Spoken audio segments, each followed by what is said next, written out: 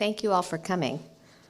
I'm Rachel Adams from the English Department in American Studies program.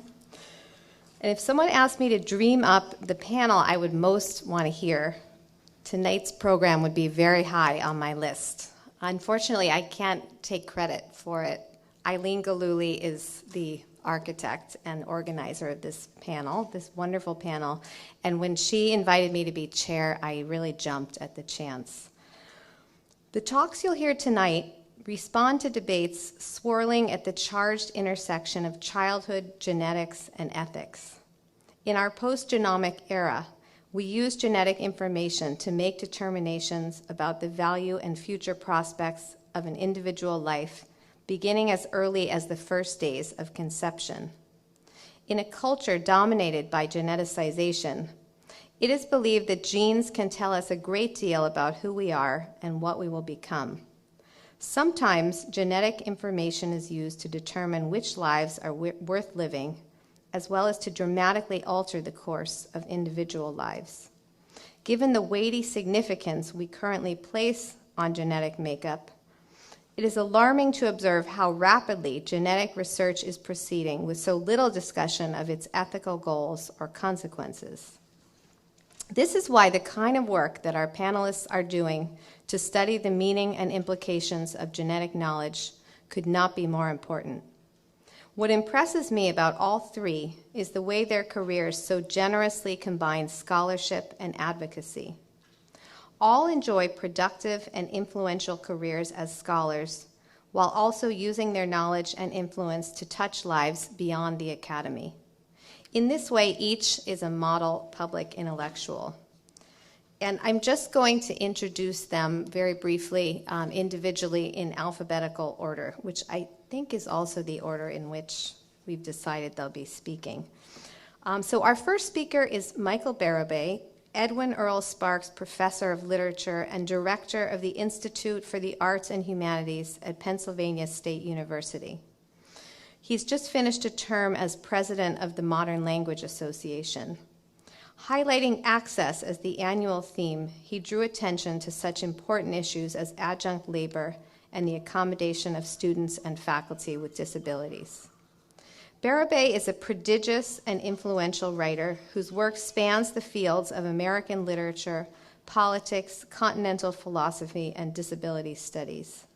He is the author of 7 books, including Public Access, Literary Theory, and American Cultural Politics, Life as We Know It, A Father, a Family, and an Exceptional Child, and What's Liberal About the Liberal Arts, Classroom Politics and Bias in Higher Education.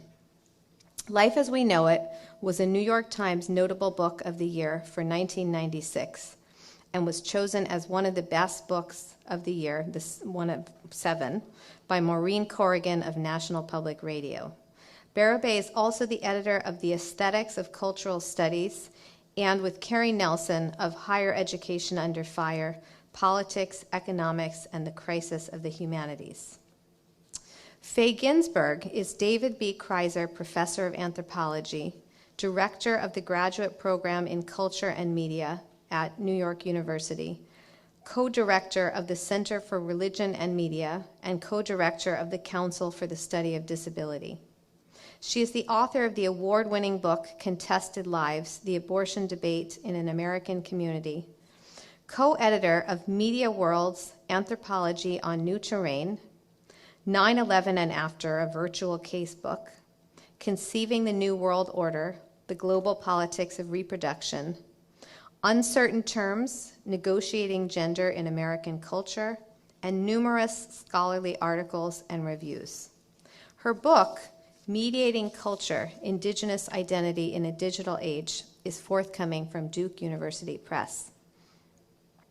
The number of books Ginsberg has edited with others is a testament to her capacity to build bridges, create dialogue, and her commitment to scholarly collaboration. Her influential longtime collaboration with Rayna Rapp has been a model of generative partnership. Ginsberg has also been a tremendous advocate in her capacity as president of the Familial Dysautonomia Foundation, a rare genetic disease that she carries and that affects her daughter, Samantha. Rayna Rapp is professor and associate chair of anthropology at New York University.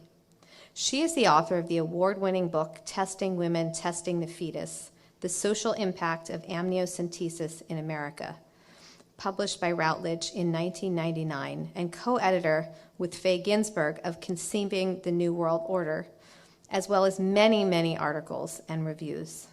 In addition to her scholarship, Rapp has also written widely on matters of gender, genetics, and reproductive politics in the more mainstream press for publications like Ms. Magazine, General Anthropology, Gene Watch, and Socialist Review.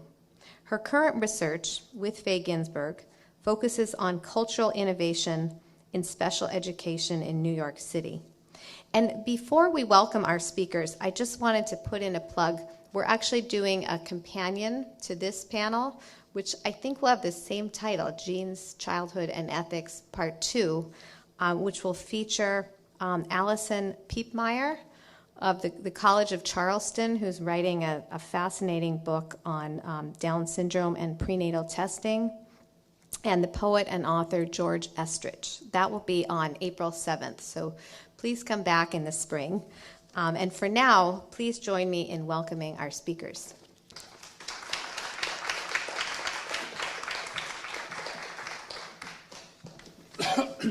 Thank you, Rachel, and thanks everyone for coming out tonight.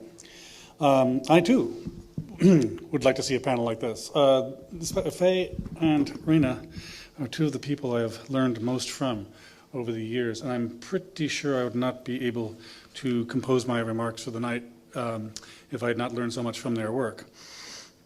I thought, though, I would first do a sort of step back and sort of throat-clearing thing about genes and evidence, because I've lately been reading the sort of usual academic left skepticism about genes and genetic evidence, and every time I do that, and I remember 10 years ago everyone was freaking out the Human Genome Project was going to usher in, I think it was called A Brave New World or something like that. But I always think, here's to the way DNA evidence has challenged our slipshod, discriminatory criminal justice system. Here's to the Innocence Project. Here's to the clearing of the names of the 5 young men wrongly convicted and jailed for the brutal rape of the Central Park jogger, a case that actually gave rise to an entire spurious branch of criminology dealing with so-called super predators. If only genetic evidence could compensate those young men for the time they spent in prison. That said, let me get to my real topic, trisomy 21. When we learned in 1959 about the biochemical basis for Down syndrome, what did we learn? Well, we learned for one thing that we could no longer blame parents, and by parents I mean mothers, for doing something wrong sometime around the 8th week of gestational age. We learned that the cause of Down syndrome was in fact a chromosomal non-disjunction. And we're still trying to figure out the nature of the connection, if any, between Down syndrome and Alzheimer's. But beyond that, it's kind of hard to say. My wife, Janet Lyon, likes to open up disability studies courses with her first lesson, go something like this: what has changed about Down syndrome in the last 50 years? Not Down syndrome itself, obviously, but the social policies by which we construct and administer Down syndrome. Now that's obvious enough, right? It makes first a sort of obvious nature-nurture point, or the Greek nomos over against physis, but it also makes a broadly post-structural point about nurture actually being constitutive of nature. Right? It actually, these social policies literally change the lives and bodies of people with Down syndrome, and nomos setting the conditions for physis. But it also carries some really sweeping implications beyond that sort of academic point about nurture constructing nature, precisely because trisomy 21 is so indelible. It's pretty clear. It's not nebulous like autism. It's a chromosomal non-disjunction, right? It's a big, huge mistake in meiosis. Now, when I was writing Life as We Know It back in I was writing it in 1995. It was published in 1996. And I was writing it sort of in the shadow of the bell curve, to take you back. And once again, I remember looking over the controversies about the bell curve and thinking, my God, Stephen Jay Gould must be having one hell of a headache. He thought he put these zombie lies about the inheritability of intelligence and innate racial hierarchies. He thought he killed all these zombie lies back in 1981 when he wrote this book, partly in response to Shockley and Jensen and what have you, and now they're all back again. And sure enough, if you buy the 1996 edition of The Mismeasure of Man, you'll find an introduction that is basically one long face palm. I can't believe this stuff is all... Zombies are really hard to kill. I mean, you pretty much have to shoot for the head. And I thought, in my way, that if I could demonstrate that social policies affect the intelligence and the achievements of people with Down syndrome, whose status as genetic anomalies is not in question. I mean, there's no question, right, that this is here, we have genetic evidence of disability. But if you make the case that early intervention actually raises their IQ and enhances their life chances and their quality of life, then I thought, you can tell I was trained by Jesuits, if I make the case from here on, I win all these things. Right? If I make the case for Down syndrome, I have made it a fortiori for every other kind of embodiment. So, and again, I thought this was, I saw my project very much as, this may sound ridiculously self-aggrandizing, but I was very much inspired by Stephen Jay Gould. I had a very strange moment when Life as We Know It came out, and I was going to be interviewed on WNYC by Philip Lope, and I'm waiting in the green room, and I hear this guy talking about the fungibility of genetic evidence and the malleability of evolution and really the Darwinian anti-teleological argument. And I turned to my editor. I said, "This guy's stealing all my material. Well, this is what I'd prepared." And as he came out and I went into the studio for my 11 o'clock interview, it was Stephen Jay Gould. I I'm not worthy. I just turned into a total fanboy. Now, Rachel did not mention her own quite wonderful book, recently published, Raising Henry. But if you do buy it, and if you haven't yet, why not? You'll find that there's an email from me in there. A very, very, just one. Very, very long email. But the point of it was, as Henry was born and Rachel was looking around for information and what to think, what kind of terrain to inhabit. I mean, basically, the email boiled down to you never know, right?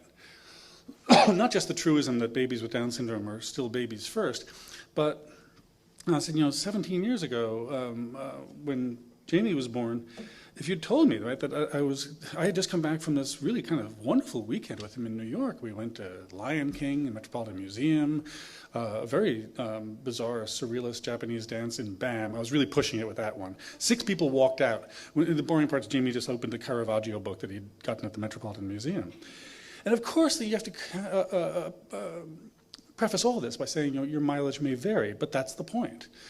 The expression, as I'm sure you know, the expression of the gene is everything. The gene itself is just a sort of template. Now, the latest from Jamie, he's now working. He's 22. He got his first job. It was dicey there for a little while. I used to say to him, once you're out of school and once you age out of certain services, we don't want it to be, YouTube in the basement. And he thought I was kidding. This was a sort of, placeholder for a life of boredom and lassitude. No, it was YouTube in the basement for about 2 months, or coming with me to my place of work at the Institute for the Arts and Humanities. And so the job is huge, not least because he can take the Center County Catabus by himself with bus tokens and all, Tuesdays and Thursdays, and take it back. He's very proud of that, and rightly so. I'll get to say more about that in a moment, but I'm going to do this by way of a little riff about expectations. I think the last time I was on this campus, I may have read this passage also. I just didn't have any more new material. This is Peter Singer from Rethinking Life and Death. To have a child with Down syndrome is to have a very different experience from having a normal child. It can still be a warm and loving experience, but we must have lowered expectations of our child's ability. We cannot expect, and I want to put the emphasis on, we cannot expect a child with Down syndrome to play the guitar, to develop an appreciation of science fiction, to learn a foreign language, to chat with us about the latest Woody Allen movie, or to be a respectable athlete, basketballer, or tennis player. Now, last time around, and I apologize if anyone was at that event a couple of years ago. I mean, I just ticked these things off. Actually, he loves science fiction. He not only Star Wars, but Galaxy Quest, which is a really wonderful, wonderful movie that sends up all the science fiction cliches. He was a Harry Potter fan, then he went through his Dark Materials, the Philip Pullman series. We just finished Lord of the Rings. Really interesting thing, Lord of the Rings. A little bit long, could have used an editor. Didn't really sing him all the elvish songs, but And as for learning a foreign language, he has learned some French, as a matter of fact. About chatting about the latest Woody Allen movie, I objected to Singer that this was establishing a particularly Upper West Side criterion for being human. And more seriously, that the goalposts here kept moving, right? Because in the 20s, we would be told that children with Down syndrome would not learn how to speak. Well, then they started speaking, right? And then in the 70s, we were told, wait, they can speak, but they'll never learn how to read. And now here they are reading, and now we're told, well, they can't chat about Woody Allen. And I figure, okay, 30 years from now, it'll be, oh yeah, they get Woody Allen, but only the early comedies. They totally miss Stardust Memories, the homage movies. So one final thing about that. So, and the reason I adduced that passage is that, even though I love throwing it up in the air and shooting it full of holes, I have to admit that if I'd read that in 1994 when it was published, when Jamie was 3, I might have fallen for it, especially the "you cannot expect." And so when I came up with this laundry list of all these things Jamie can do, and I put it up on my blog back in the day, and Singer found it, someone alerted it to him that he was on a blog. And he wrote to me, and I said, can we publish the exchange? He said, oh, most people don't even ask. I said, yeah, no, I'm an ethical blogger. But one of the things he'd said was, okay, it's great that your kid can do this, but you have to show me that 50% of people with Down syndrome can do this. I said, no, I don't. Well, you don't get to set the percent. You said we cannot expect. If I show you that you're wrong about 1, again, I win all the things, right? And again, I'm not trying to argue that one exceptional kid suffices to make the entire argument. But then we got into this almost Wittgensteinian back and forth about what we cannot expect means. And he's like saying we can't demand that people hit these marks. And I said, that's very different. We cannot expect, in ordinary language, means it's not going to happen.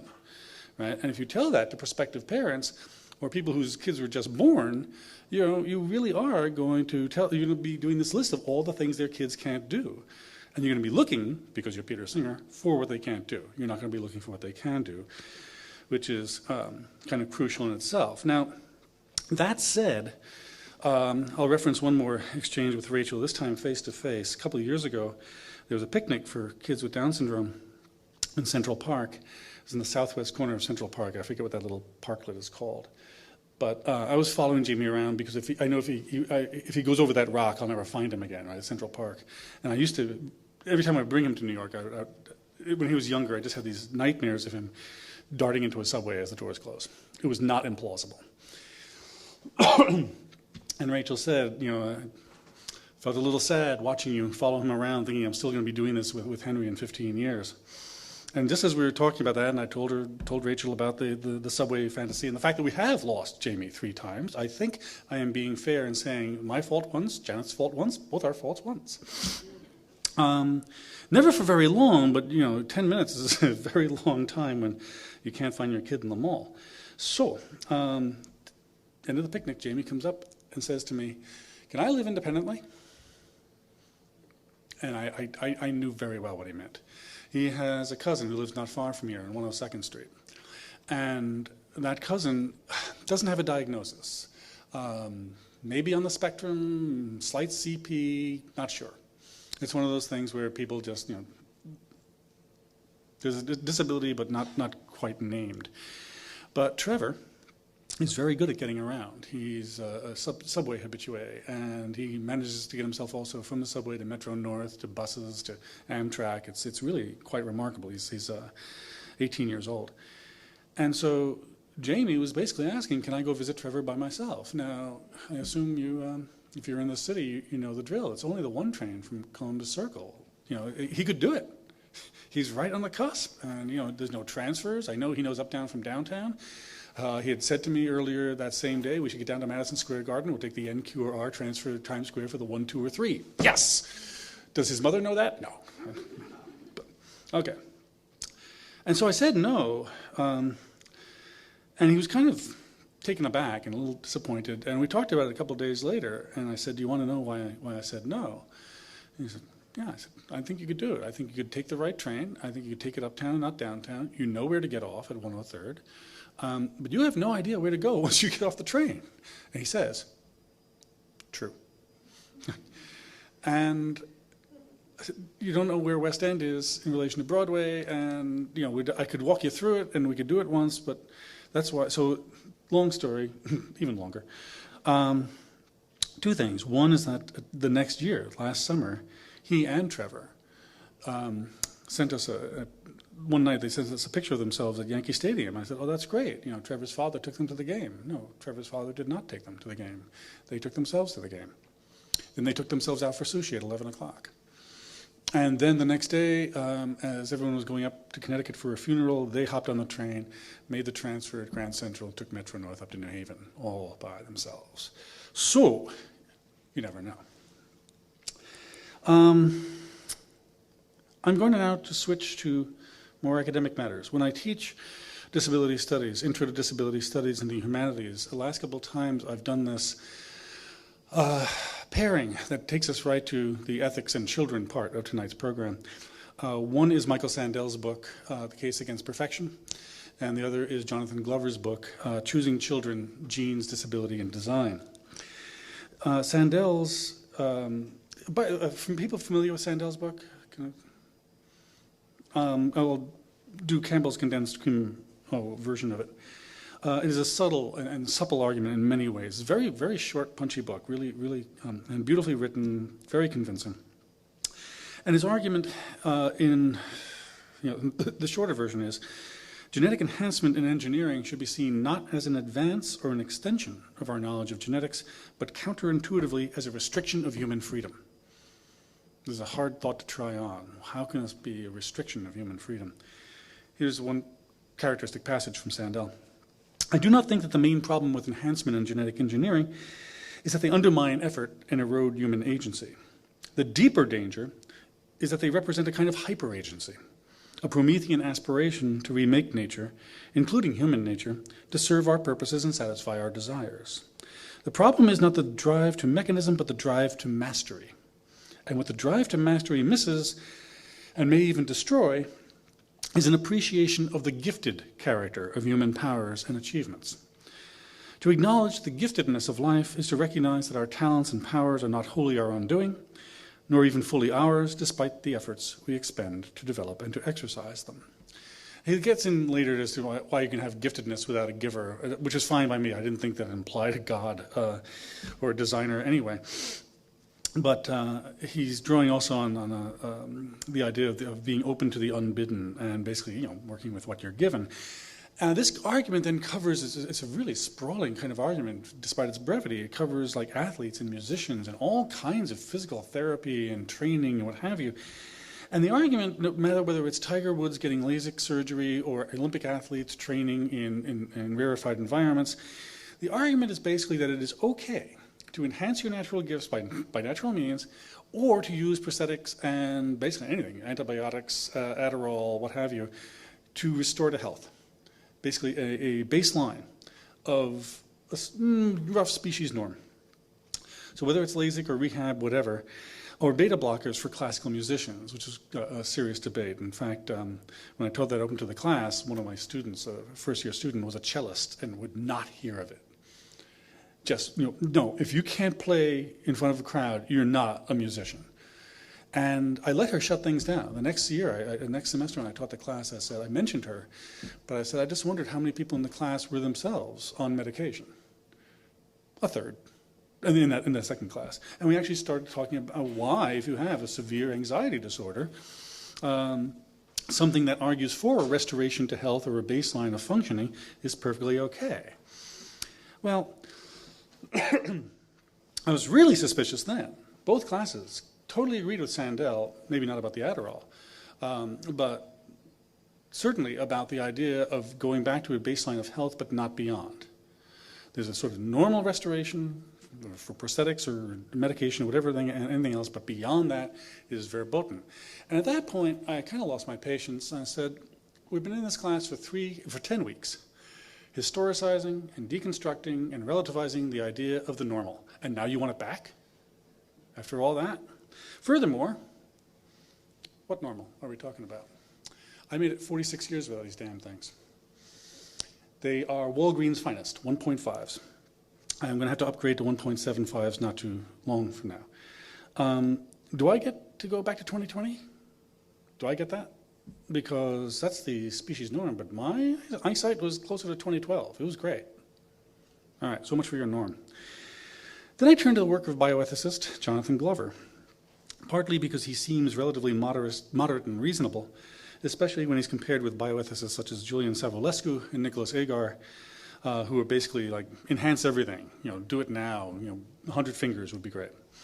For advocates of what Sandel calls liberal eugenics, the evil of eugenics as practiced in the first decades of the 20th century was not that it was eugenics. The eugenics part was fine, but that the policies of involuntary sterilization and institutionalization represented forms of coercion visited on individuals by the state. Private eugenics, from their standpoint, is not an evil at all. It consists simply of individuals in various familial arrangements making rational decisions about what is best for them and their children. Let there be screening and let 1,000 genetic enhancements bloom.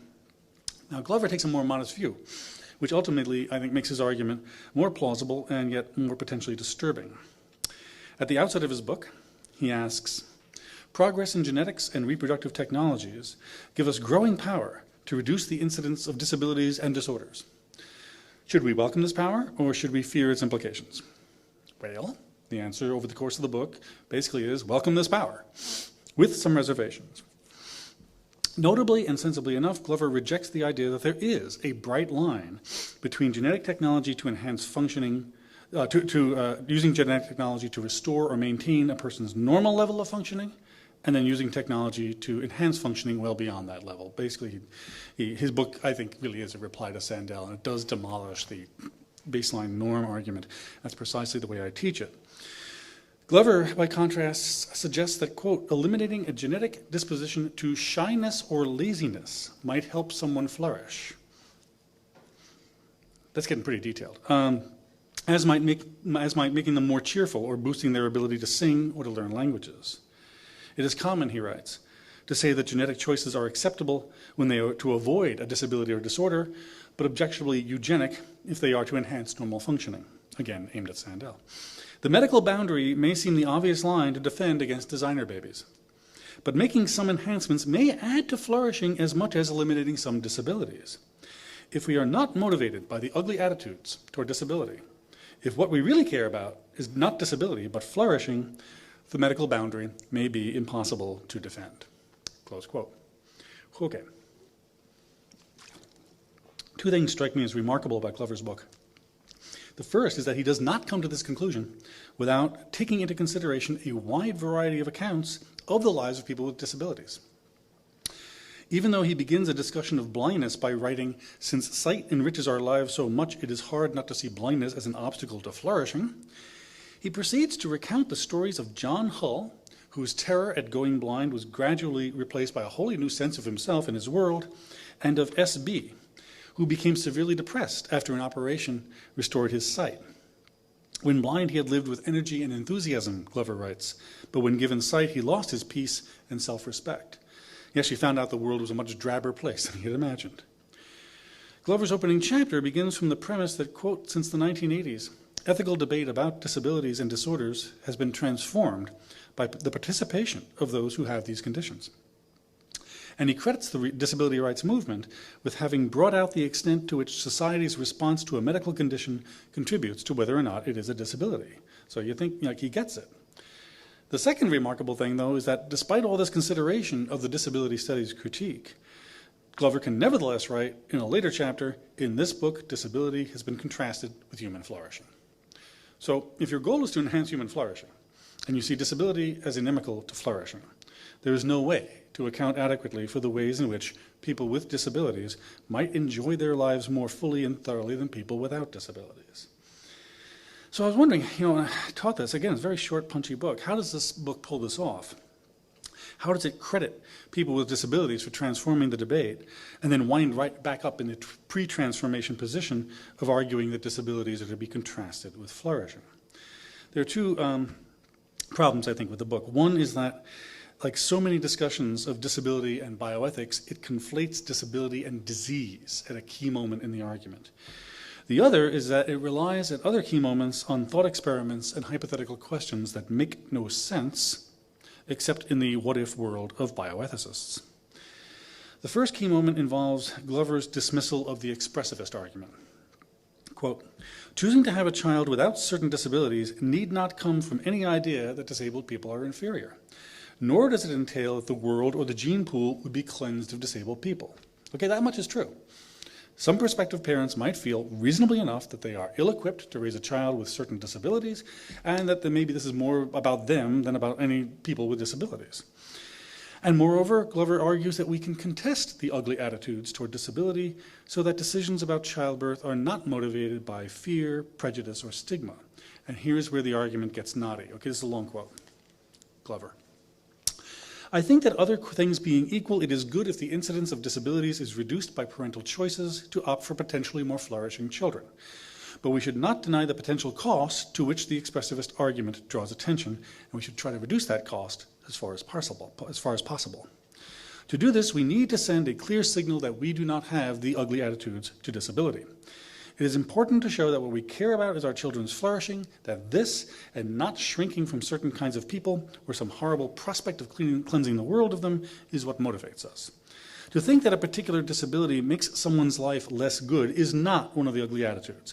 It does not mean that the person who has it is of any less value or less deserving of respect than anyone else. There are two ways in which we can show this, still Glover. One is by making the comparison with other medical programs. We want to defeat cancer, not because, that was me, not because we lack respect for cancer and want to rid the world of them, that's his phrasing, but because of what cancer does to people. The existence of doctors, hospitals, and pharmaceuticals is not an insult to the sick, just a sign of the platitude that illness impairs human flourishing. And the same goes for programs that aim to reduce the number of children born with HIV. The harm the expressivist argument points to comes through communication. And so if we have the right attitudes, clear communication should reduce or even eliminate the harm. Okay, long quote. Now, one might question, right, whether thinking a particular disability makes someone's life less good is not one of the ugly attitudes, or if not ugly, at least unjustified. But what I want to point out is that the analogy to cancer and HIV construes disability as disease, indeed as life-threatening disease. This seems to me to be a decisive mistake. Cancer, HIV, malaria, smallpox, polio, tuberculosis, cholera, bubonic plague. These are diseases whose eradication comes as close as anything can come to being an unqualified species-wide good. It is misleading, perhaps tendentious, to understand all of disability in those terms. Are we racing to cure autism because it is like cancer? Do we want to defeat Down syndrome the way we want to defeat cancer? Glover argues carefully against many of the ugly attitudes that would stigmatize or seek to eliminate people with disabilities, but the idea that disability is best thought of as analogous to cancer cannot be called an attractive attitude. Okay, last one up. As for those thought experiments and hypothetical questions, at a crucial moment in his chapter on parental choice and what we owe to our children, Glover relies on the work of mainstream bioethicists Derek Parfit and Francis Cam to determine what counts as a life worth living. In the course of asking whether prospective parents should be under some moral pressure to consider whether it is right to bring into the world a child whose life is by a small margin just worth living, Glover argues against the zero-line view in favor of a minimum level of flourishing. First, he poses this open-ended question. Some victims of horrendous abuse as children may still later find their lives worth living and be glad to have been born. Does that mean that a couple with a persistent record of terrible child abuse should still be serious candidates for fertility treatment? Should there not be some minimum level above the zero line? Okay, this should make us squirm. I mean, who among us wants to approve that couple for fertility treatments? So now how do we apply this to prenatal screening? By way of the thought experiment. Glover. Many think the zero-line view, by the way, the zero line, that's the level at which life is just barely worth living. You just barely get out of bed each day. By the razor margin, right? Many think the zero-line view sets the standard far too low. Where should the minimum level be set, and on what basis? Frances Cam has suggested the line be normality. She discusses a hypothetical case introduced by Derek Parfit of a woman who knows that if she conceives now, her child will have a life worth living, but will be mildly retarded. The woman also knows that if she waits, she will be able to have a normal child. Frances Cam accepts that having a life worth living, the child with mild retardation will not be harmed by being created. But she thinks the woman will still have done wrong by not waiting. This is not just a comparative point, based on the fact that the alternative child would have a better chance of flourishing. She says, even if she could produce no child except a mildly retarded one, it might be better for her not to produce any. And that the woman, quote, would do wrong to produce a defective child when she could have easily avoided it, close quote. At this point, you should be thinking like, wow, Peter Singer, come back, all is forgiven. There are three things to be said about this passage. One, the first is that Cam is saying in so many words that it is better with children with mild retardation, children who enjoy their lives, not be born. The second is that this Derek Parfit-induced hypothetical that leads Cam to this stunning conclusion is totally implausible. There is no scenario, I repeat, no scenario, none whatsoever, in which any woman knows that if she forgoes conception now, she will have a normal child later on. I'm even leaving aside the question of what a normal child is, because I did meet one once, but I forget his name. Earlier in the chapter, in the course of demonstrating that some children's disabilities truly do place crushing emotional burdens on parents, Glover had adduced the case of Julia Hollander, mother of a child with significant brain damage. The cause of her problem was not genetic, Glover notes. When she was born, the placenta peeled away early and this destroyed her cerebral cortex. Okay, that's quite terrible. But it should at least give pause to bioethicists who concoct scenarios in which women decline to initiate a pregnancy now in the assurance that they will have a normal child if they wait.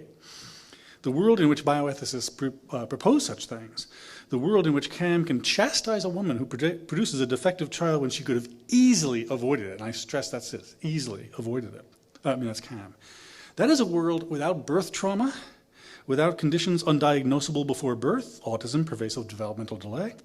This is a world without any sense of contingency, let alone an openness to the unbidden. These hypotheticals profoundly distort what it is like to contemplate having a child who may have a disability, because they really profoundly distort what it is like to have a child. Oh, right, and the third thing to be said about the discussion is that bioethics is much too important to be left to bioethicists. Thanks very much. Okay, hi, we're going to share this talk, so bear with our going back and forth. I'm Faye, this is Rayna. I'm the taller one. And we didn't synchronize our clothes today. We usually do that by accident. So first of all, thanks, Michael, for a great talk. Really great set of things to think about. And we'd also like to thank Eileen Galuli for inviting us and Sarah Monks for organizing the mechanics of the session and the discipline series on evaluation, value, and evidence. And we're also grateful to Rachel Adams for her generous introduction, and very honored to be part of a session with Rachel and Michael Bérubé, allies whose work we have long admired. Like them, our children offered us passports to the disability worlds in which we are now deeply engaged as scholars and advocates. Rayna's son has dyslexia, and my daughter has, as Rachel mentioned, the rare degenerative Jewish genetic disease, familial dysautonomia. Just to kind of follow up on Michael's point, when she was born, her life expectancy was 10, and she's going to very soon turn 25. Tonight's topic, genes, children, and ethics, is central to our work. Indeed, there's little that we do these days that is not informed by questions raised by these categories. Our talk expands the framework of genes, in particular, to the broader question of how kinship and family relationships are transformed by the experience of incorporating children with disabilities. We argue that the new kinship imaginaries forged under such circumstances are foundational to an emergent public culture in which a new ethics of disability is being built. Our title, Screening Disabilities, plays on three contemporary meanings of the word screening that are contributing to this process. First is the biomedical and often genetic screening for fetal, childhood, and adult atypicality. Second is the increasing use of visual medical technologies, especially fMRIs, or brain scans in real time, to study the brains of children diagnosed with cognitive difference. And third is the broader visual field that constitutes American public culture, an arena we examine in relation to the recognition of disability in civic life, a mediascape that we think of is key to an everyday ethics of inclusion. Today, we draw on our multi-sided research in New York City, begun in 2007, focusing on cultural innovation and learning disabilities. Our research analyzes how young people labeled as having atypical cognition I'm going to try and slow down. That is definitely one of my disabilities. Talking too fast. Including diagnoses such as learning disabilities, dyslexia, ADHD, and Asperger's, to name a few.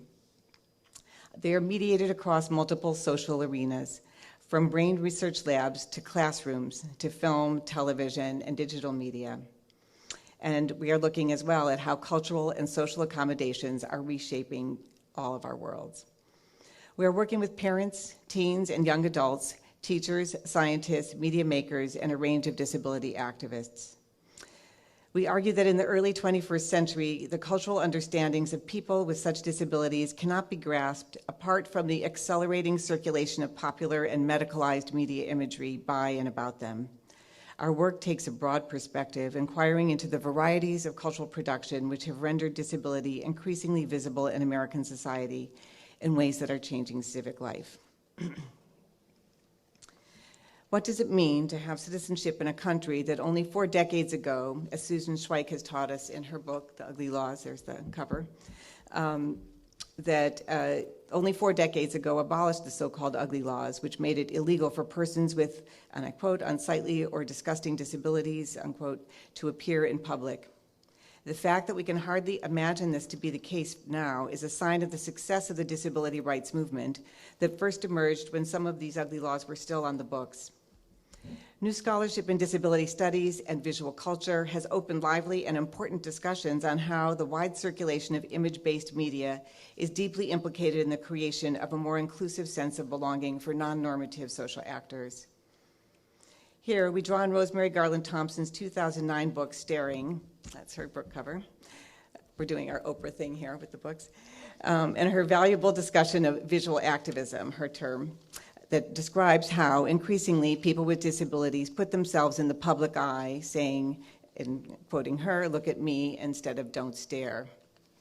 Rayna and I refer to this as a sea change, S-E-E. And here's actually one of the artists she works with in the book, Kevin Connolly, a photographer who has no legs and actually is a really avid skateboarder and shoots incredible photographs all around the world from the vantage point of his being on a skateboard with no legs and people's responses to him. These people like Kevin, and their public presence as cultural producers, she argues, and I quote her here, stretches out our shared understanding of the human variations we value and invites us to accommodate them. The radical nature of this insight and the fact that it is so recent should not be underestimated. Similarly, disability scholars and filmmakers Sharon Snyder and David Mitchell have offered important insights regarding the impact of film festivals focused on disabilities. They argue that when festival audiences are exposed to a broad range of disabilities, what they call aesthetic reprogramming occurs. In such venues, films reframe the visual habitus of everyday life, inviting all to stare, in Rosemary Garland Thompson's sense, and to vicariously experience the remarkable variety of lives with a difference. For example, at the Real Abilities Disability Film Festival held here in New York every March, we've shown documentaries as well as fictional accounts with characters played by disabled actors with autism, Down syndrome, ADD, cerebral palsy, blindness, deafness, brain injury, depression, wounded warriors, and stutterers, to name a few, including a few animated ones. Mitchell and Snyder reframed the insights of queer theorists such as Bérubé, who regard film festivals organized by and for counter-public communities as one of the few public spaces within which to actively fashion alternative disability identities. We are indebted to their analysis, which also reminds us that visual fields such as film festivals serve as utopian and sometimes pragmatic sites for social experimentation, offered as a comparison to the grim side of prejudice that is not so easily overcome. There is, of course, a crucial historical backdrop to these transformations in visual culture. These include not only deinstitutionalization and disability rights legislation, but also advances in medical technology resulting in the increased survival of vulnerable children who, importantly, live at home rather than in institutions now. As a result, families have become responsible for providing and even inventing their care. For some, this life-changing experience grows out of the intimacy of kinship and caretaking and has catalyzed a transformed consciousness and at times activism among family members, as is compellingly evident in the memoirs of parenting a child with Down syndrome, as in Rachel Adams' recent wonderful book, Raising Henry, and Michael Bérubé's now classic, Life as We Know It.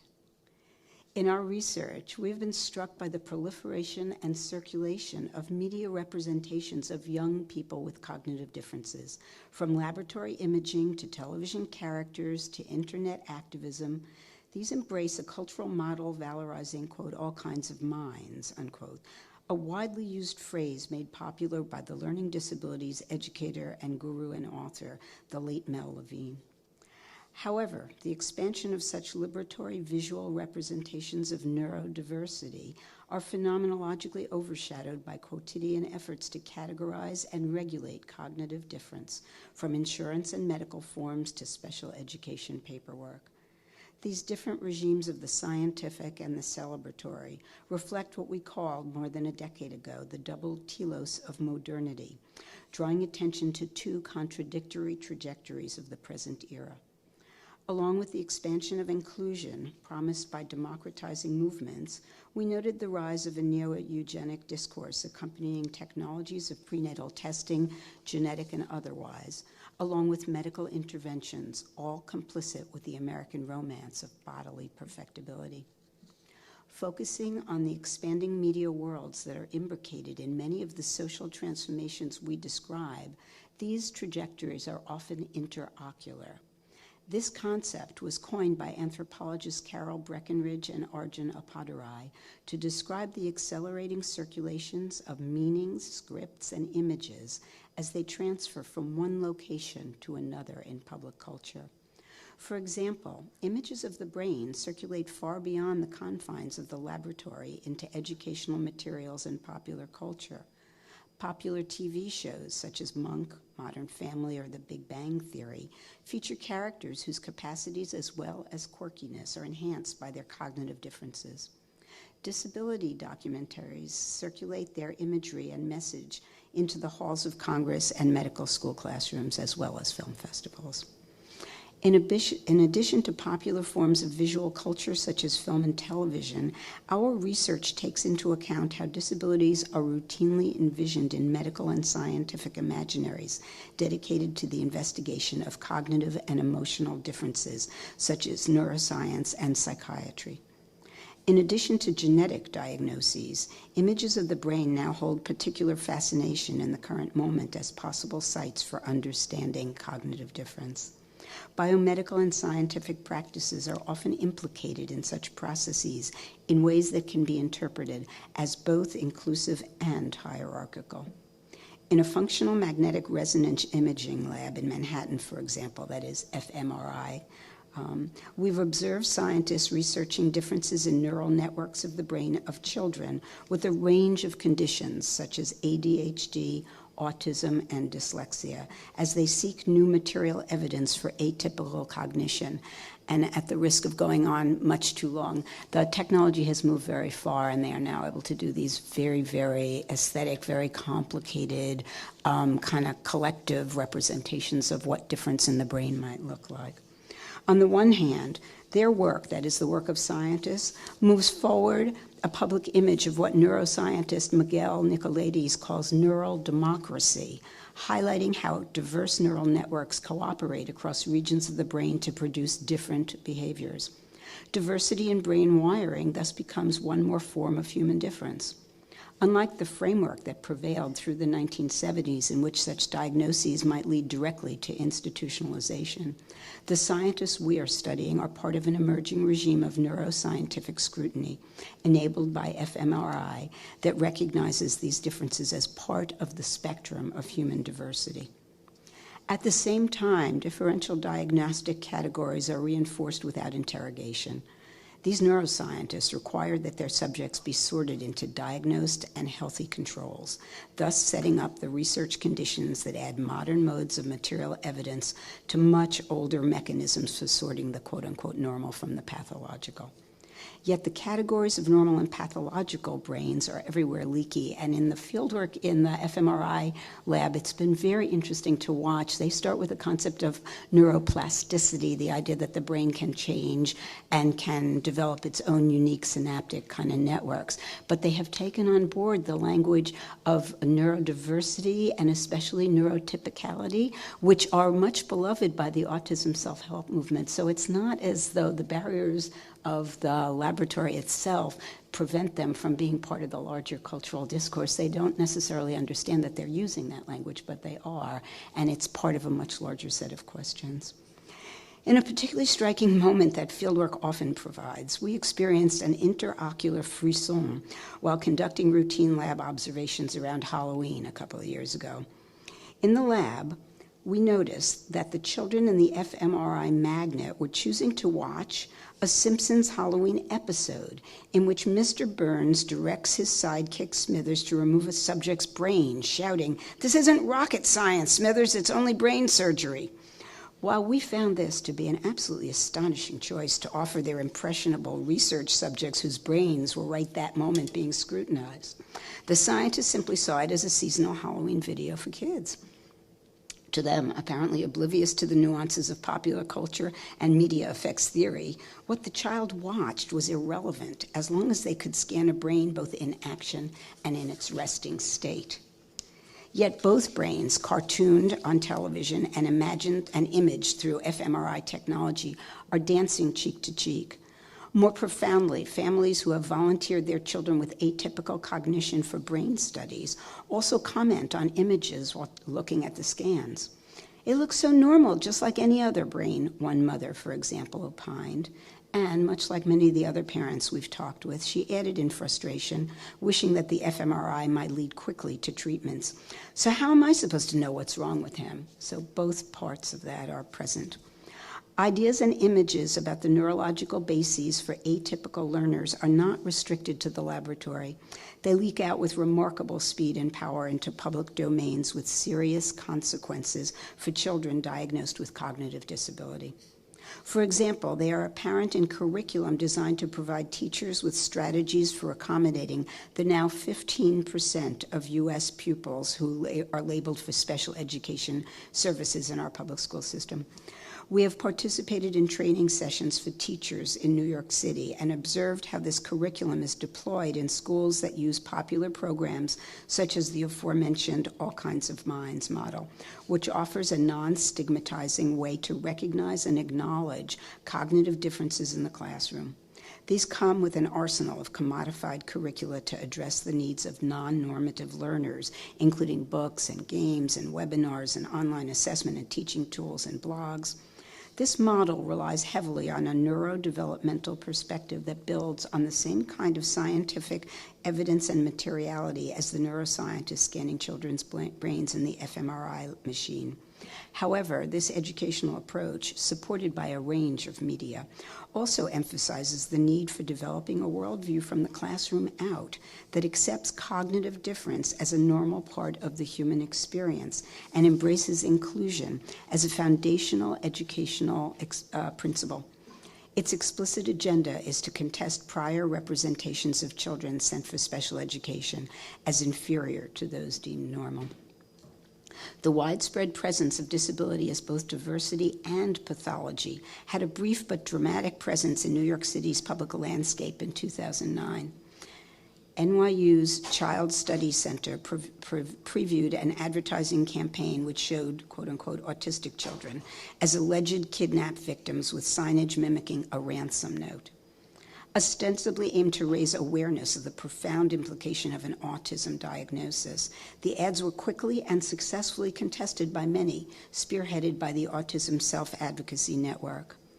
These signs, they argued, were deeply offensive and falsely implied that there is or should be a cure for autism. Our point, once again, is simple. The work such images perform as they move from laboratories to schools to public culture is highly interocular, sometimes contested, and socially consequential, as images circulate in and beyond the medical and scientific arena, reframing public understandings of cognitive difference as an aspect of daily life.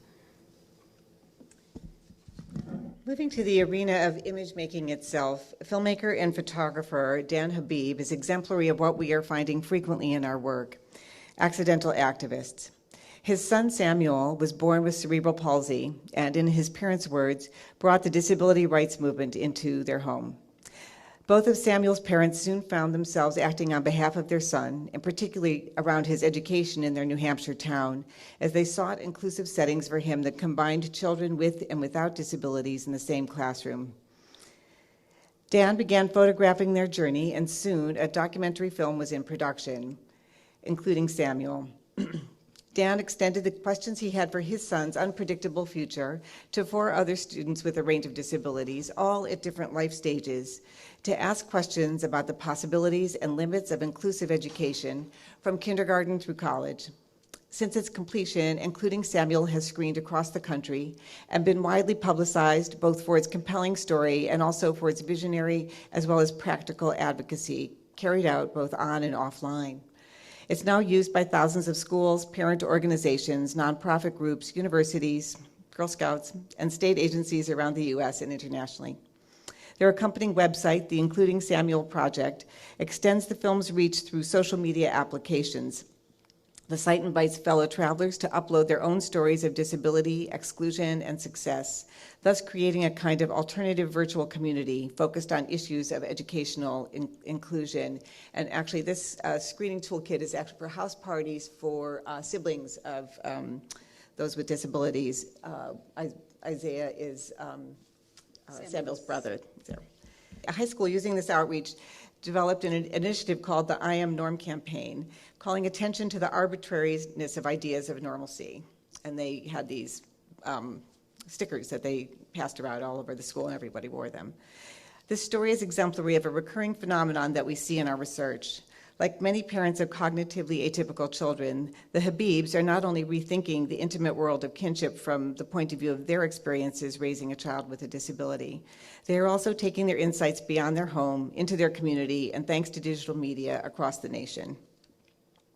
Habib's latest film, Who Cares About Kelsey, follows Kelsey, we see her here, a teen with emotional and behavioral challenges as she reaches the end of her educational career, and also shows us exemplary approaches that help students like her to succeed, not without struggle, to transition to life beyond high school.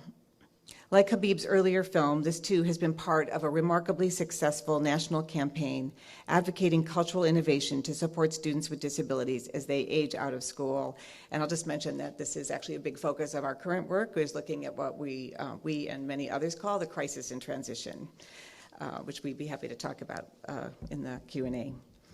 The circulatory reach of media is a key factor in the creation of such projects, producing a critique of normative North American family life that is embedded within everyday cultural practice.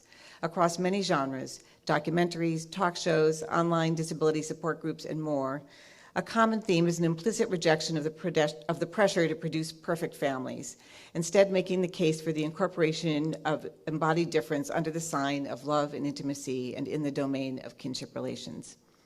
We suggest that these mediated spaces of public intimacy are crucial for building a social fund of knowledge that is more inclusive of the fact of disability.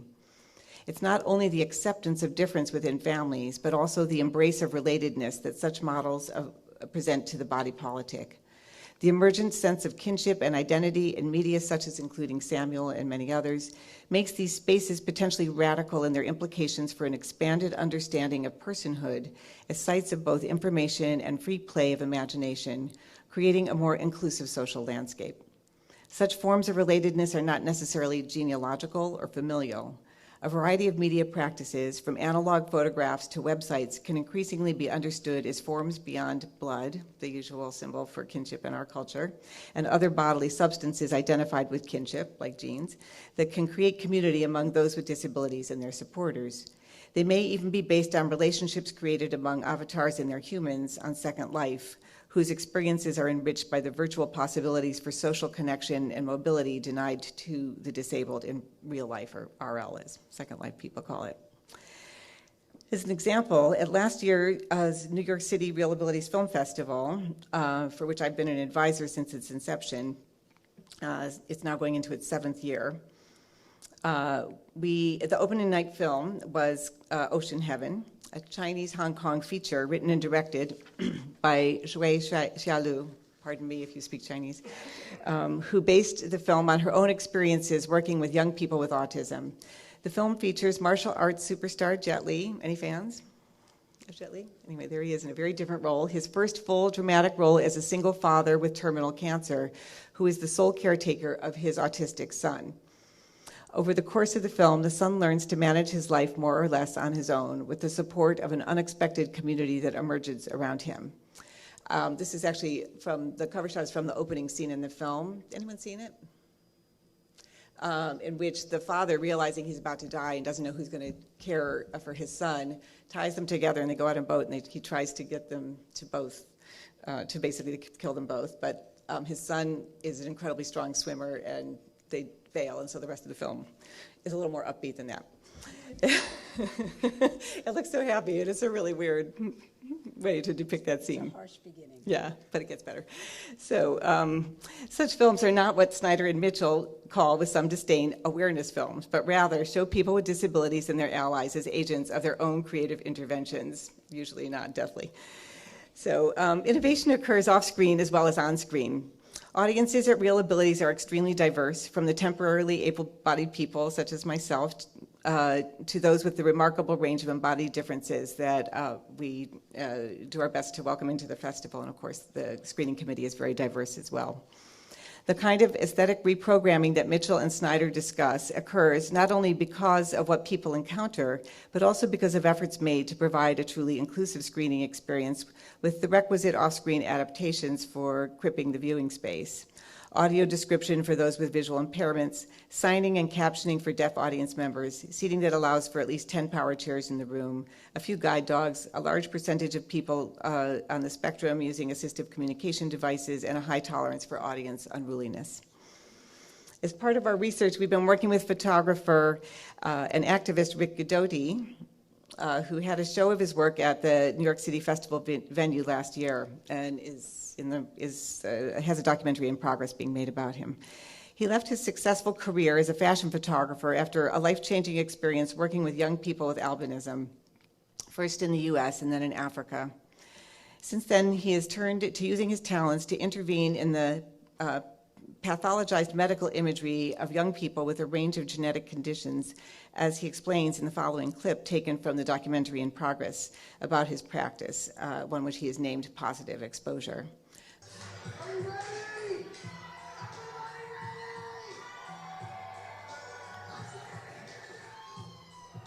People stare. Are we really so different and not like you that you have to stare? For me, I want to become a doctor, so I need to be able to get into residency. That's my biggest challenge right now, to get into residency. All I need is a stool. People might think, oh, my challenge is for stature, but honestly, maybe that's your challenge, but not mine. Great cut, a big check for a photograph. All-fashioned professions are diabolic. They're not a breeding ground for people with hearts or souls. You look at the camera thinking, I don't even have to be here. This is not what I want to be doing. I had never thought of the power of a photograph as in the impact it would have in someone's life. We are not ghost-like, we are just human beings. But I can assure you that no one has ever walked into a doctor's office looking like this. With a carry a portable black bar. Train those physicians to see beyond the disease. Nothing standard will ever be beautiful, almost boring and uninteresting. I've given up on the idea of a fashion magazine running photographs of bricks. And I hope I'm wrong. Nobody jumped on board. People were still looking at this as an art form. You understand this is a human movement. It was the first time I had somebody tell me how beautiful he was. He took pictures of him the way I saw him. Not the way everybody else saw him, but the way I saw him.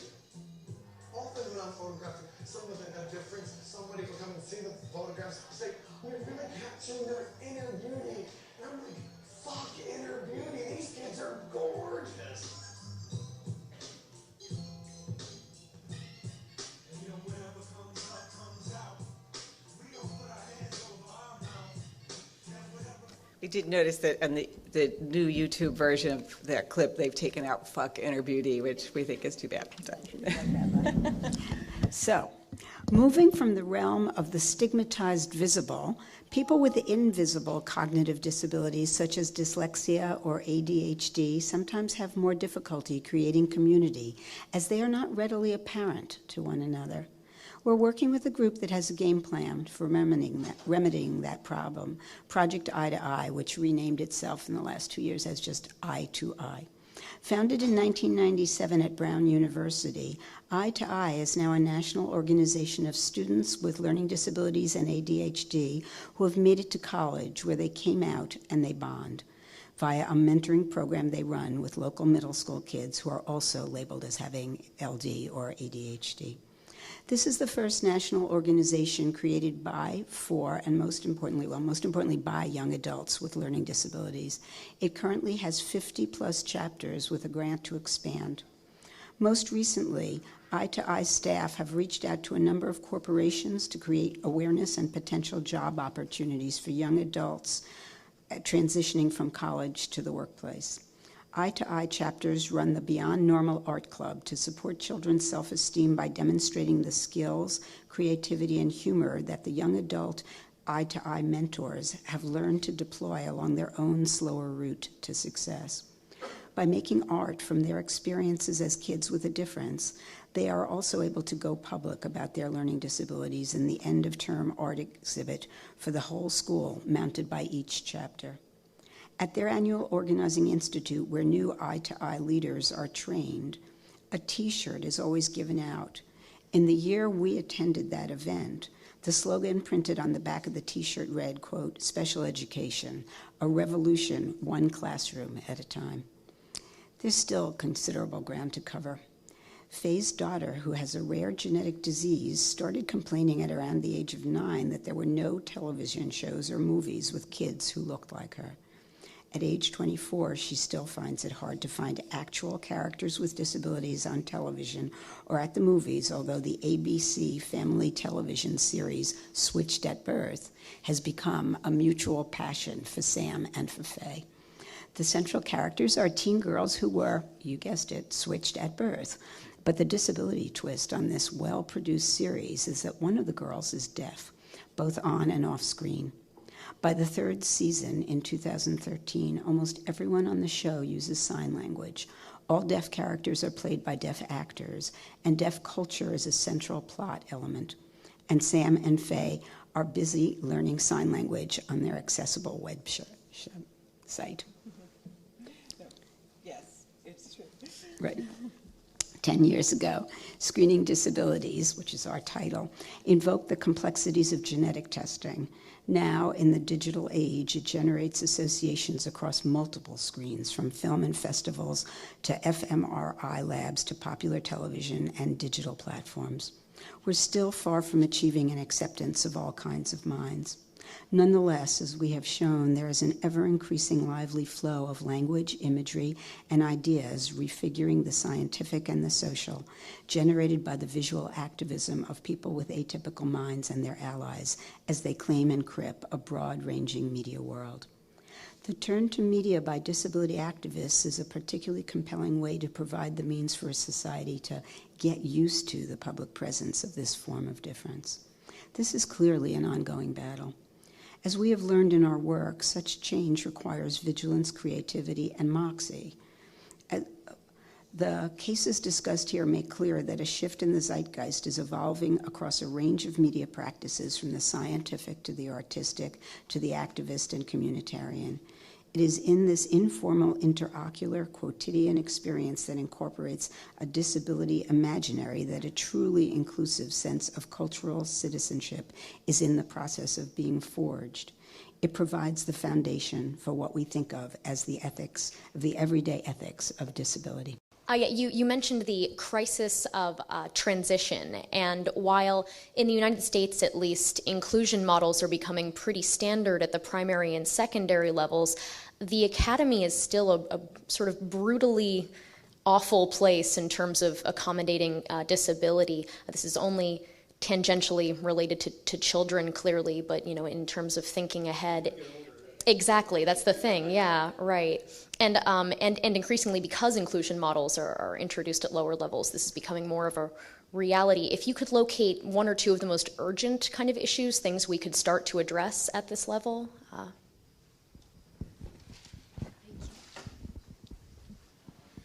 I want to go back to what Rachel said about Alison Piepmeyer being here on April 7th, because Alison at the College of Charleston introduced me to, I forget what the acronym stands for, but it's REACH.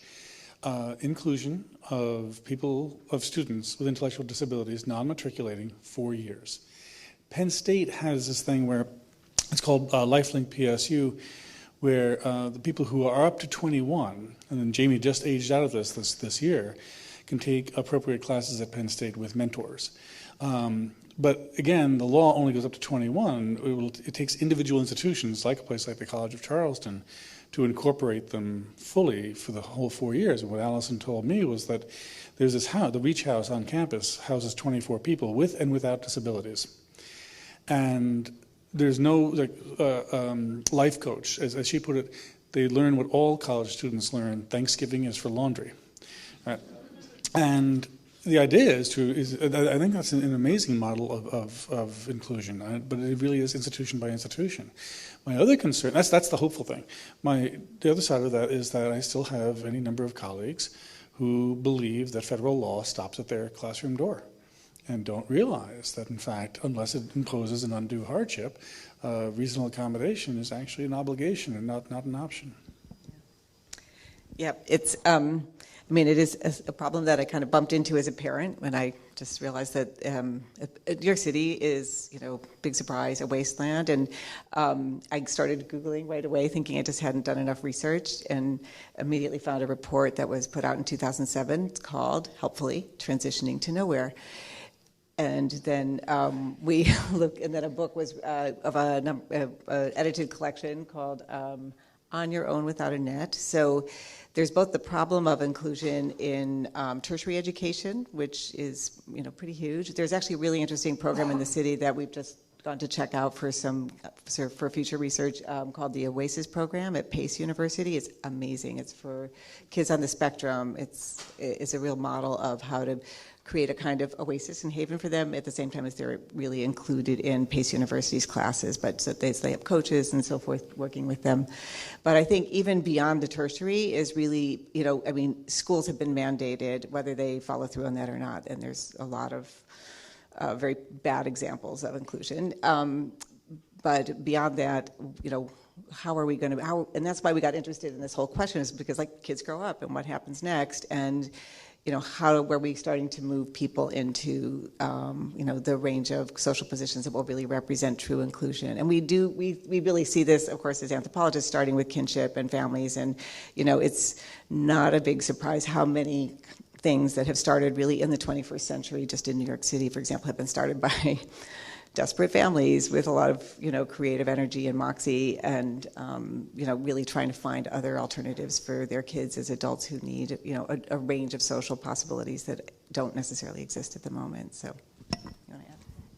I would only add very briefly to what Michael said, that the federal law turns it around. Once you've aged out of your entitlements as a kid, and therefore a family with a kid with an IEP, that is an individual educational plan, at either high school graduation or the age of 21, whichever comes first, you're then on your own without a safety net. You are covered by the ADA, you're covered by a set of federal laws, but you have to go and get them. That is, it turns it around, and you're supposed to then become your own advocate. And the question of how that happens for any family or any kid or anybody with a challenge, federal and state and city bureaucracy being what it is, it's more than daunting. And if you go to even your own tertiary institution, the level at which anybody who gets 1 penny of federal funding is supposed to have a student disability office, but the quality of those offices varies profoundly, to say the least. So it makes the landscape almost impossible to map. We spent a lot of time and I think we came up with 10 or 12 transition programs that we're interested in learning more about, like Oasis, that are innovative in New York City. And they range because, of course, 75% of kids with IEPs in this city, at least, don't graduate high school, and they're certainly not going on to college. So even the question of tertiary institutions and your disability office and what happens to all those LD, ADHD kids who end up with an accommodation letter that they give you in their classes, they're just really the tip of the iceberg. And most of the kids who have IEPs are not going on to college, and they're going to age out and need different kinds of services. So transition crisis, absolutely, and we would say as anthropologists, life crisis. Up to 20% of the American public is going to be diagnosed with a disability in the next, 10 years or so. I don't remember the census numbers. 20% is going to include lots of us. It's going to include whether you're getting old and having to deal with impairment of vision and hearing, or you're dealing with taking care of elderly relatives with cognitive decline. We're all in this boat together, and yet there is very little recognition of how much more complicated all of those life transitions are turning out to be as we become a population that has an aspiration to inclusion but doesn't actually yet provide very many pathways or resources. As the state is evacuating responsibility for those who are less able. I'll just mention really briefly, we, the Council for the Study of Disability, I think actually somebody's here, Alice Elliott, is she here still? Hey.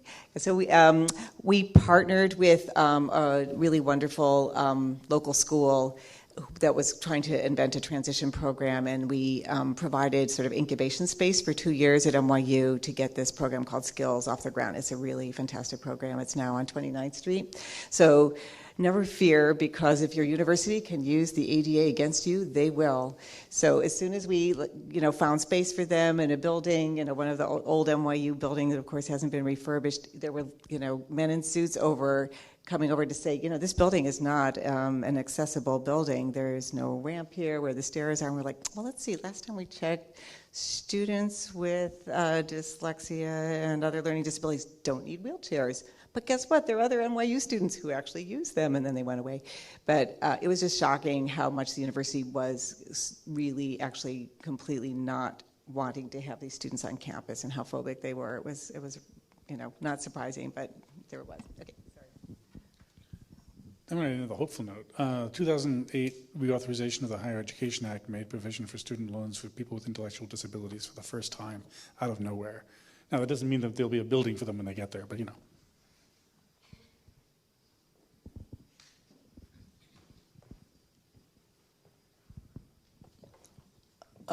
Hi. First, I'd like to thank all of you for coming. I have cerebral palsy, and I'm also a lawyer, so I'm in a weird position where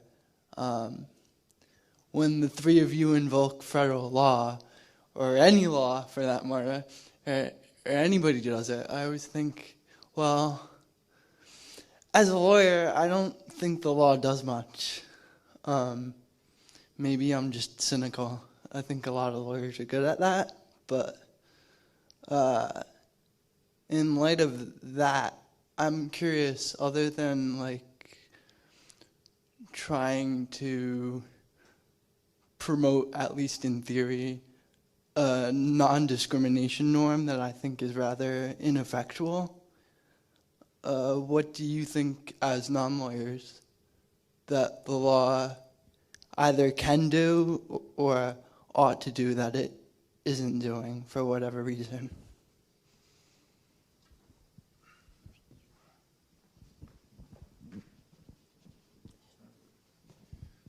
Sorry to hear that. I actually put more faith in law than you do, but you actually practice it, so I'm feeling a little uneasy. The Individuals with Disabilities Education Act, originally the Education for All Handicapped Children Act of 1975, guaranteed, or at least set out a mandate, right, for every child to have a free, appropriate public education in the least restrictive environment. My answer to that would be then, of course, and at first it meant almost nothing. Right? It didn't change a great deal. It had to be implemented word by word. Free, appropriate public education, least restrictive environment. And the idea that the least restrictive environment would be an inclusive classroom didn't really start taking hold until the 90s. But the point remains that absent that law, there's no terrain at all to struggle on. There's no provision whatsoever. So I would say that what you have with a law like this is a condition of possibility. Without it, no condition, no possibility whatsoever. Likewise, the ADA, I mean, it's well known, right? After the ADA was passed, something like 95 to 98% of decisions went against plaintiffs and in favor of business. But that means that it had to be rewritten and updated as it was in recent years. What can it do that it's not, I was going to go back to the transition thing as well, because this is what I'm going through at the moment. And it's been a very frustrating fall, and I keep thinking, well, I got blindsided. But no, I didn't. I started working on this stuff a year ago, which was not enough lead time. And what it means is, just a little while ago, a month or two ago, we had to have a CBWA through OVR, the BSU, after Jamie had done his ICAP. That's what it is, right?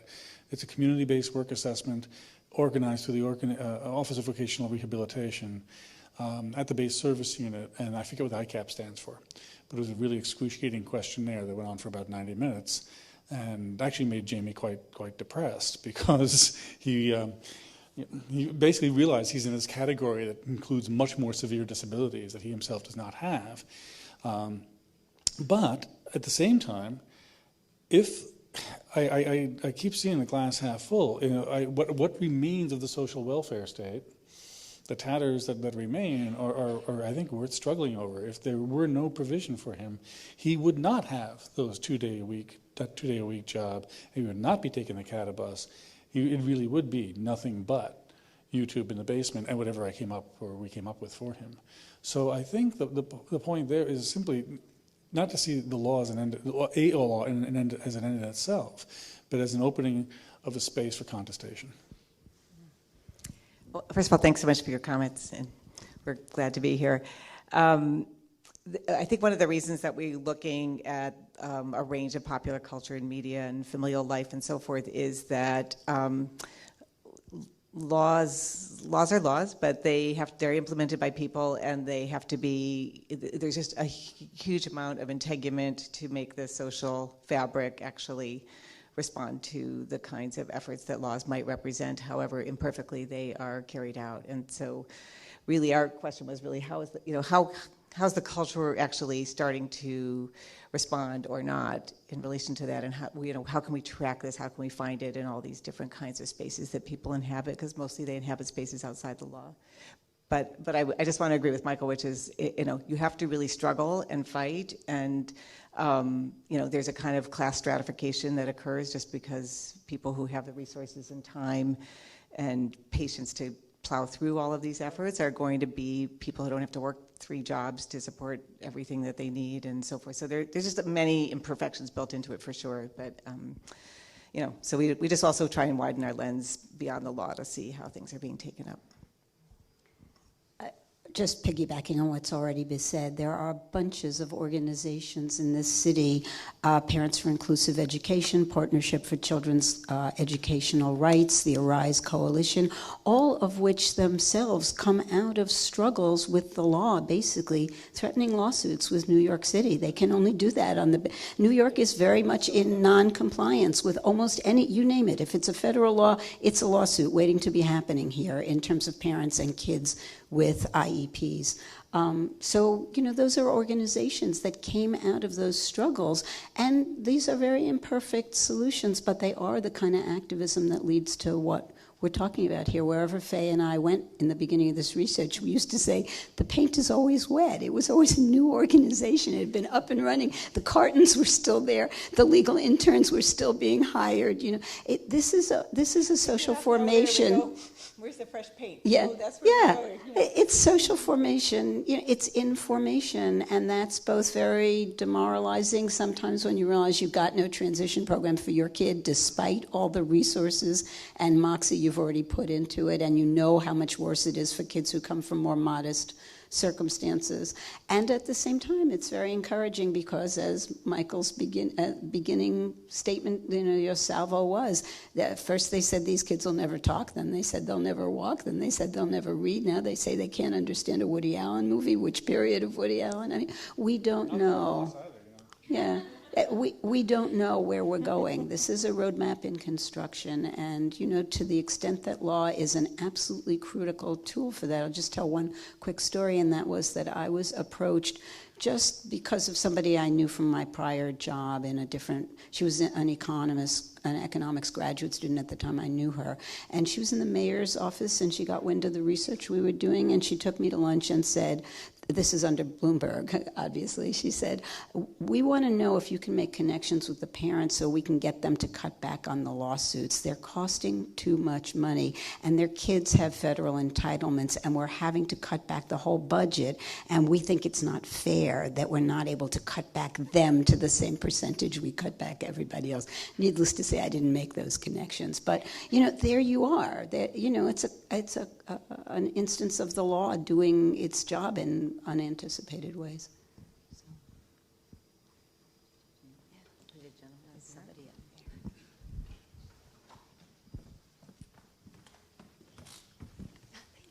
I wanted you to focus for a minute on one of the other realities, which is that the nation doesn't seem to be becoming any more kind or gentler as we move through these patches of budgetary restrictions, and specifically with them.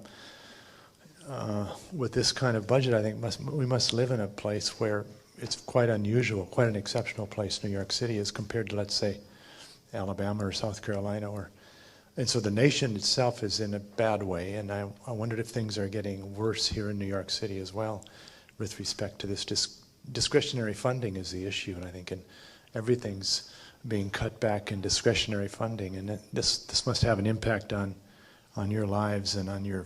Well, what's your view of the future, and are you experiencing any of these cutbacks yourself, and what can you say about the rest of the country?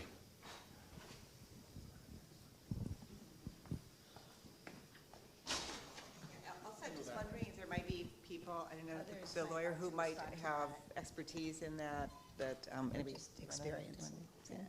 Yeah, it's very hard to say because our kids have aged out of that younger sort of federally funded stuff, and we've each had our own struggles about what happens to them next, and I have a very mild situation to cope with compared to what else has been described in terms of the resources that get cut back. I suspect the people in the organizations I just mentioned, PI and Arise and Partnership for Children's Legal Rights, would all say, things are rougher. And therefore, they're just struggling more and more. And it is the case that New York City went ahead and hired more and more lawyers to try to fight back the parents rather than putting the money into smaller or more inclusive classrooms, which could have been a solution. But of course, that's not where it's going. So. I'd say, just in terms of, we often formally and informally work with families who are going through the schooling process. And just very briefly, if there is actually a really important law that passed the Supreme Court in 1992 that's informally known as the Carter decision. And what that means is if you cannot find an appropriate school setting, a free and appropriate public education that meets the needs that your child has, and you can find it in the private sector, you're entitled to go to court, what's called an impartial hearing, to sue for the tuition for a private setting education. So when we were first starting out, there were very few, I think I was one of the first cases in New York City actually to do that. So of course it's very costly because private education in settings like where that service learning disabilities and so forth, those are like often like $40K a year or something like that. What I'm hearing now from parents, especially for people on the spectrum, because autism has become really, really costly, and the private education for kids on the spectrum is, I don't know, at least starts at $60K a year or something like that. And they are just doing every lawyerly trick in the book to keep these families from being able to enact those laws. So that's just one example. I know also if you are able to avail yourself of funding for people with disabilities or developmental disabilities post-21, there's now sort of threatened cutbacks for New York State. There's been a lot of protests around that. There's a new program now called Independent Support Services where you don't have to go through agencies like all the different agencies through which federal funding goes, and they actually work directly with families, which has been really a fantastic possibility, so you can really individualize the services that your adult child needs. But Manhattan was like one of the very last places in the state to start to implement that particular program. So, there's just a lot of stalling and bureaucracy and other ways to, if they're not formally cutting the funding, there are a lot of ways to make it really hard to get the funding or to get those services, which is kind of back to your point about the law. Yeah, the national mood. Okay. I wrote a thing for Salon last year about, I went back and revisited the debate over S-chip. That takes you back a couple of years, where Democrats had asked this kid, now 12 years old, to basically be their spokesperson for a weekend radio spot about expanding S-chip. He and his sister had been in a really horrific car crash on black ice. They had multiple disabilities and multiple surgeries, and they're exactly the kind of middle-class family for whom expansion of S-chip was intended. And this is sort of a run-up to Obamacare. And I just remarked in this essay, first of all, no one said the word disability. It was weird. I keep thinking it's always national health policy or something, but unless you're actually involved with a disability organization, the word disability doesn't sort of make its way out into national discourse, let alone the recognition of contingency that this could have happened to anybody, and that the expansion of S-chip, just made sense in terms of long-term self-preservation. And the vitriol visited on this family from the right, with Michelle Malkin actually stalking the family at their home, was just astonishing. Likewise, a more general comment about the public welfare and the public good. I've lived so long now as to see school teachers become public enemy number one. Who thought, right? And every time Christie yells at another one, he gets another couple thousand votes right there. That said, and finally, right, sequestration, austerity, the bipartisan consensus that entitlements have grown too much and people are getting the stuff that they shouldn't get, and we just need as a sort of moral matter, more than financial, because Stiglitz and Krugman will both tell you this doesn't make any sense in financial terms, but as a moral matter, there have to be cutbacks. And the question is how to make sure those people get cut back exactly the same rate everyone else gets cut back. So, and then you break things down state by state. Pennsylvania is, it's a very mixed place. It's, 2 cities and Pennsylvania, where I live. But I'm going to try to end on the, glass half full thing again. You take a state like, I think there are a number of states out there actually competing for wing nuttiest. Arizona had the early lead, and now North Carolina is coming charging behind. Just trying to be as brutal as possible, especially with regard to entitlements, food stamps, things like that. Governors refusing to implement the market exchanges and Obamacare. There's very little to be hopeful for on that front, except if you turn, I'm going to try to do, compared to what? Compared to 50, 60 years ago in the era of institutionalization. I really think the idea that there should be such a thing as full inclusion, and that people with disabilities should be incorporated into the fabric of public life and throughout the life course, is still so new. And people are still just trying it on, that I'm not really ready to give up on it yet. Let's have one more question.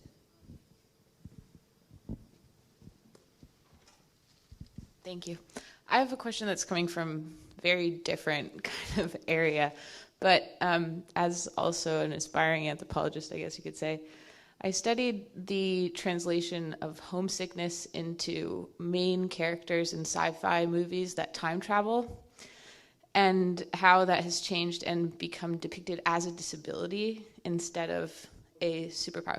Well, I can give you like a general outline, like from the 1960s, starting with like the time machine and it becoming a scientist having total control over a machine that takes him to where he needs to go, to like the end point being, the last example that I used was Looper, where it was criminalized.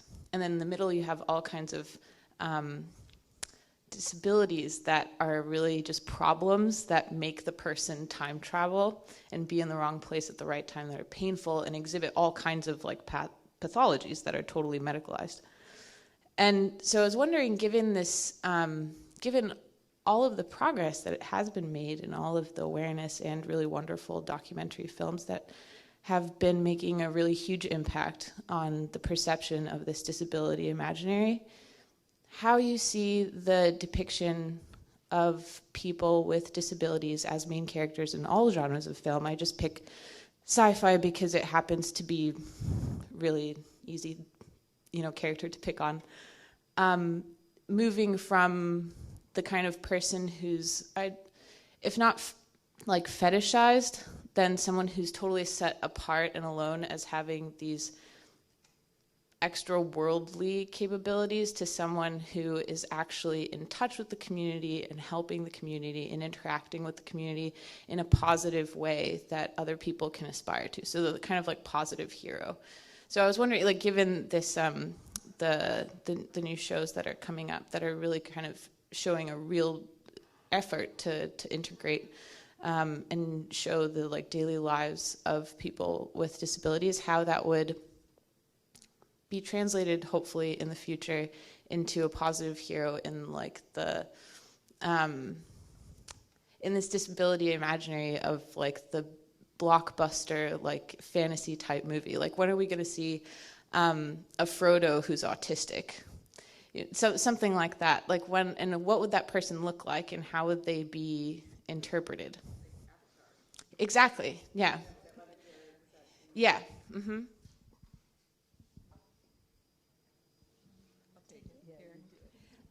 And I'm sure everyone has stuff to say. So, riding up here, we sat in a subway car in which every single poster in the car, I have it on my phone, was Big Bang Theory, which, do people know Big Bang Theory, right? So the main character is a very high-functioning, quirky guy with Asperger's, not played by an actor with Asperger's, but he's studied that as hugely popular.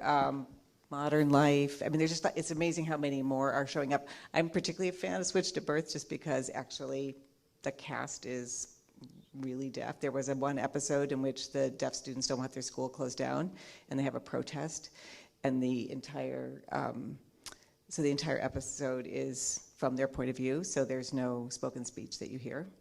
But they actually made a production decision to run music under it so people would know their TVs weren't broken, which is my favorite detail about that show. But now all the hearing actors also are signing on the show. So, it's amazing. I follow some of because they're fan blogs for some of the extremely cute, male deaf actors, for example. And it's very interesting because there doesn't, it's the responses, there doesn't seem to be, a big barrier around that, for example. So I think, it's just interesting to see what kinds of things leak in. Of course, these are highly idealized Hollywood versions of life. So it's why it's nice to keep things like documentary on the horizon. So I don't know if you have other, I could go on, but I won't. And I just want to say there's a really fantastic filmmaker, Alice Elliott, whose documentaries on disability are really wonderful. And New Day Films is your distribution house. So anyway, I just want to recommend her work. I'm not going to make any predictions about what heroes are going to look like. But I will back up for a minute. It's going to sound like coming out of nowhere. I just want to insist that this question is not epiphenomenal to the question of what happens with funding and stuff.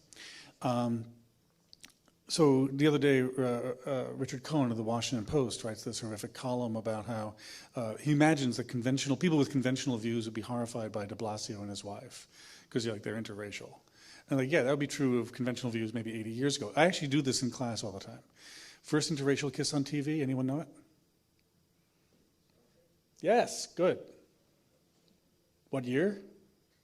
68. The year after Loving v. Virginia, which goes back to the law question. Right? When Loving v. Virginia struck down anti-miscegenation laws in the U.S., 70-something% of the U.S. people opposed it. It went over 90-something in the South. That Star Trek episode was banned throughout the South on the network affiliates. It was ABC, I think? And I forget which network it ran on. And what's weird about it is that Kirk kisses Uhura. You would think, first of all, Kirk kisses everybody at some point in the show. And so Uhura finally comes around, right? But no, they're made to do it by aliens. So it's not even a voluntary kiss, right? And if you think about it, it hasn't happened yet. It happened in the 23rd century, right? Now, I have two things to say about this. One, within 20 years, and then that's 68, right? and again, 1 year after the Loving v. Virginia, within 25 years, it just faded. No one cared anymore, interracial couples. You know? Okay, a couple of white guys in Mississippi and Richard Cohen, but that's really about it. And this keeps being cited by advocates of marriage equality, who say, look, 15 years ago, so many Americans were against gay marriage, and now nobody under 30 cares. It just doesn't matter to them. How did that happen is what I want to know. How did you go? I mean, the Supreme Court did not deputize clerks to go out knocking door by door. Stop caring about interracial marriage, right? But it happened, and it happened partly through public representations. And science fiction, of course it happens in science fiction. This is one of the fun things about, and this is why I was lit up by your preface to your comment, was that you take things like, I'm teaching a course now, it includes Philip K. Dick's Martian Time Slip, which I love for its depiction of autism, because no one's going to say about it what they say about Curious Incident of the Dog of the Nighttime, like, oh, this is a stereotypical depiction of autism. In Philip K. Dick, the character with autism can see centuries into the future. No one's going to say, now that's not realistic. People cannot do that. But what Dick always does is he imagines precogs as people with disabilities. And he imagines people with disabilities as being all over the place on the ability-disability spectrum. And that's a really kind of interesting way. He was decades ahead of this, the way that autism is that fascination now, right, where it is both a super ability, a superhero ability, and a deficit in some other ways. And when you extrapolate that over disability in general, which I think is entirely a legitimate thing to do, I have found the more and more I delve into the totally unrealistic depictions of disability in science fiction, I find these are our ways of imagining intraspecies difference, and sometimes even imagining interspecies difference as intraspecies difference. One final little example, Total Recall. It took me, 80 viewings. It's a guilty pleasure, sorry. Let's do it, go to Mars. And it's a really trashy flick, but the mutants on Mars are mutants because they weren't provided with protections from cosmic rays. This is one of the best science fiction movies about employment-related disability, right? And of course, it's a displaced meditation on mining, right? It was mining that caused these disabilities. So I find it a really fertile ground for not only thinking about disability as such, but also thinking about disability and social change. Done. Okay, cool. Thank you.